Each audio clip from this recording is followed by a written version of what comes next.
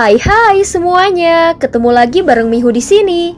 Oh ya, kali ini Mihu akan membawakan alur cerita Donghua yang berjudul Battle Through the Heaven.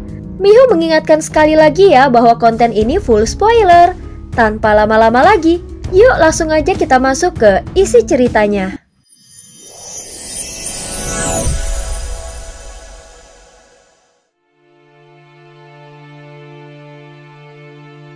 Melanjutkan dari kisah sebelumnya. Sebelumnya Xiaoyan akhirnya berhasil menyatu dengan jiwa ilusi. Dan setelah beberapa saat, Xiaoyan membuka matanya dengan tatapan yang tajam. Dia merasa seolah-olah dunia di sekelilingnya belum pernah tampak sangat jernih seperti sekarang. Di dalam kehampaan yang luas, kini pandangannya mampu menembus segalanya. Bahkan ruang aneh di lautan pasir bintang yang sebelumnya tidak bisa dipahaminya, kini seakan-akan tampak transparan di hadapannya. Bagi Xiaoyan dengan kekuatan jiwanya menembus ranah void, maka dia memperoleh harapan kemenangan yang lebih besar. Tepat pada saat ini, kekuatan perebutan tubuhnya juga meningkat begitu tajam dan membuat jantungnya bergetar hebat. Sehingga proses perebutan tubuh yang telah lama dilakukannya menunjukkan tanda-tanda akan berhasil. Saat berikutnya, jiwa para Raja Roh didorong keluar dari tubuh mereka dan langsung dilempar ke dalam bendera penekan jiwa. Sedangkan pria di tahap keempat, jiwanya justru ditarik keluar secara paksa oleh Xiaoyan. Saat dia mencoba melarikan diri, kekuatan yang luar biasa dari formasi larangan langsung menghantamnya. Disertai dengan jeritan yang memilukan, jiwanya langsung ditarik masuk ke dalam bendera penekan jiwa. Tidak, aku tidak rela. Suara ratapan itu segera memudar di dalam kehampaan. Dan jiwa pria yang tertangkap di dalam bendera penekan jiwa pun perlahan menjadi tenang.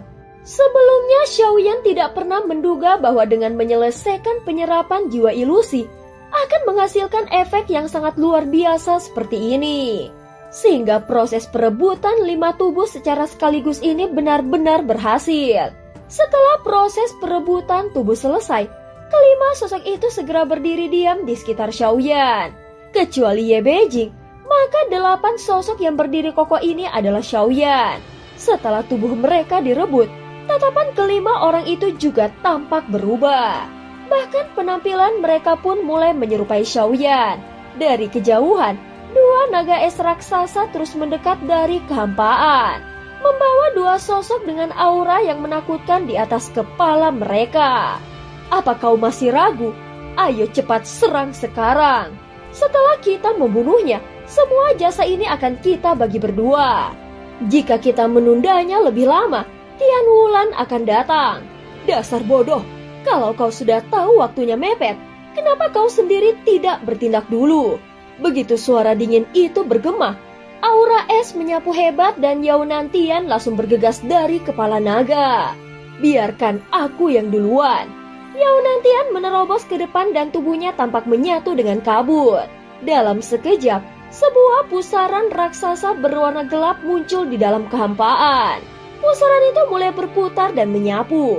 Kemudian dari tengahnya muncul sebuah tangan raksasa dan mencengkram ke arah Xiaoyan dari atas. Tangan itu tampak tua dan keriput seperti milik orang tua. Namun di permukaannya terpancar cahaya kemasan yang berbentuk sisik naga. Saat tangan itu muncul, seluruh kehampaan pun bergetar hebat. Seolah dunia itu sendiri tidak sanggup menahannya. Sehingga ruang pun mulai retak dan tampak akan runtuh. Saat berikutnya tangan raksasa itu turun dengan kecepatan yang luar biasa. Dalam sekejap, tangan itu sudah menggantung di atas kepala Xiaoyan. Seolah-olah ingin meremas dan hendak menghancurkannya seperti seekor semut.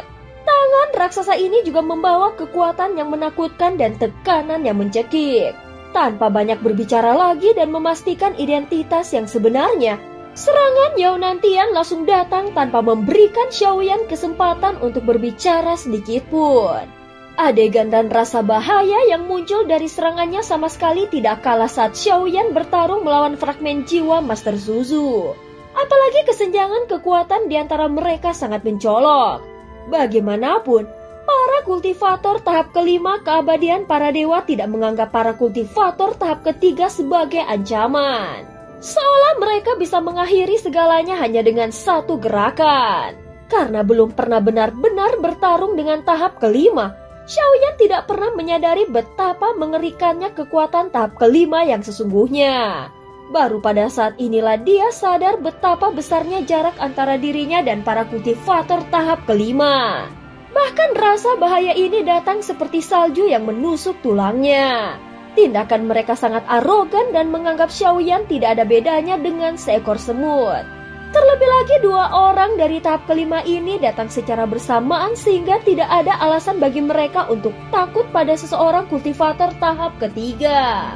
Meskipun kekuatan jiwa Xiaoyan telah mencapai level ranah void, namun bagi mereka berdua itu tetap tidak berarti apa-apa.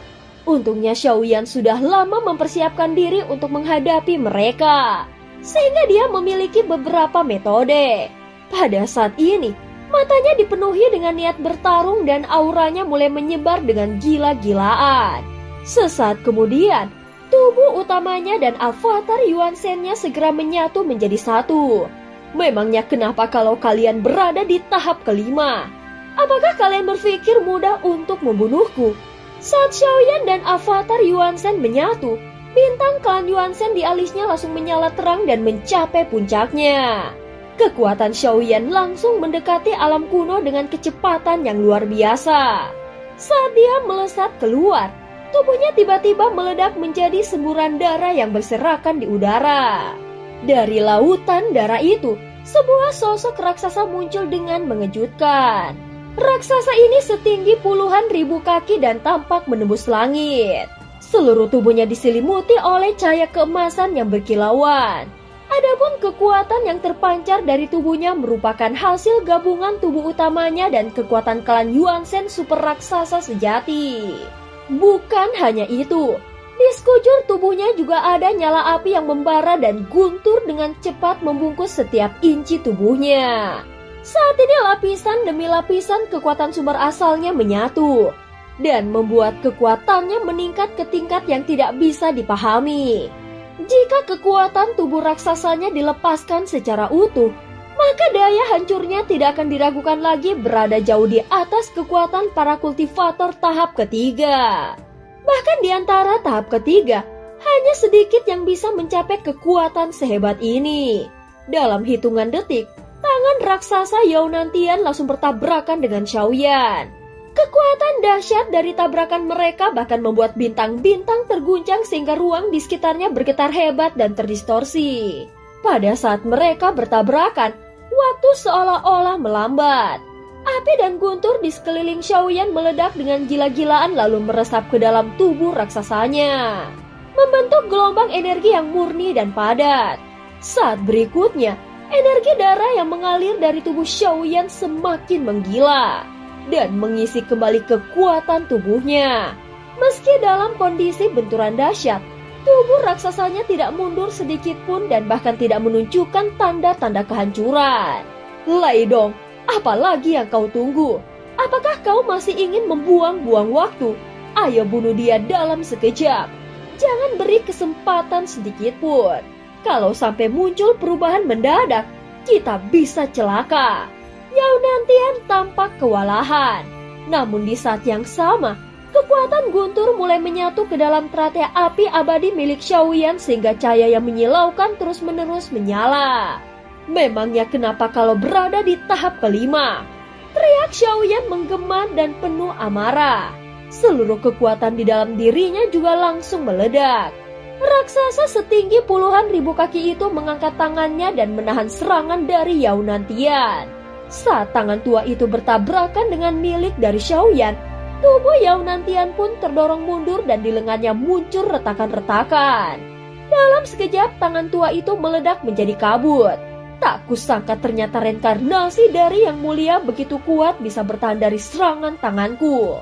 Lumayan, tetapi tubuh klan Yuan Shen ini akan menjadi milikku, ucap Yao Nantian mendengus dingin. Kalau Bing Lei Dong masih tidak bergerak, maka dia akan memaksa mengambil alih tubuh Xiaoyan dan menuntut bagian terbesar setelah mengalahkan Xiaoyan. Dulu kau bahkan tidak layak berdiri di hadapanku." Xiaoyan segera berteriak dengan dingin. Namun kini keadaannya berbeda. Lebih baik membunuhmu sekarang sebelum kau benar-benar bisa tumbuh menjadi ancaman. Suara Yao Nantian menggema dan berubah menjadi tekanan spiritual yang menghantam Xiaoyan bagaikan gelombang tsunami. Seolah semua yang berada di jalurnya akan dihancurkan. Tubuh raksasa Xiaoyan bergetar hebat saat menerima tekanan itu. Seolah ada sebuah bintang yang hancur di dalam dirinya, dan darah segar pun keluar dari mulutnya. Bahkan tubuh super raksasanya yang berukuran 10.000 kaki mulai menunjukkan tanda-tanda mulai runtuh perlahan-lahan. Jelas pada saat ini, pertarungan yang sangat kejam akan segera meletus di tempat ini. Dan cerita pun berakhir. Terima kasih udah dengerin Mihu dari awal sampai akhir ya. Please jangan lupa untuk like, komen, dan subscribe. Sampai jumpa.